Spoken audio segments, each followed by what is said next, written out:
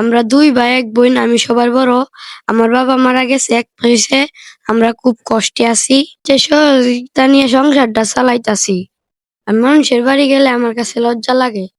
আমার একটা ব্যবসা হইলে আমি মাথা উঁচু কইরা চলতাম।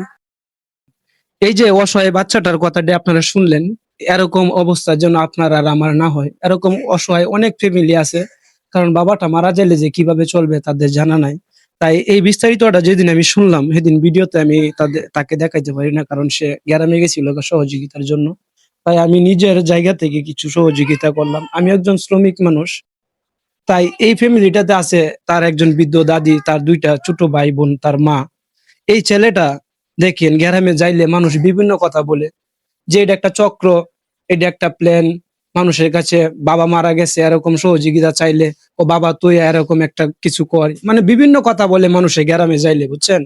তাই এই জন্য এই ছেলেটাকে যদি আপনারা একটা ছোট্ট একটা দোকানের ব্যবস্থা কেউ করে দিতেন, তাহলে এই ফ্যামিলিটা চলতো। কারণ এরকম একটা ছেলে পারতো না একটা বাড়ি একটা কাজ করতো যে ফ্যামিলিটাকে চালাবে, 4 জন মানুষ। আমরা একজন বড় মানুষ, অনেকগুলা লোক এগুলা ফ্যামিলি চালাইতে পারে না, একটা ছোট মাসুম বাচ্চা কিভাবে পারবে। তাই আপনারা যে যেমন পারেন সহযোগিতা করবেন।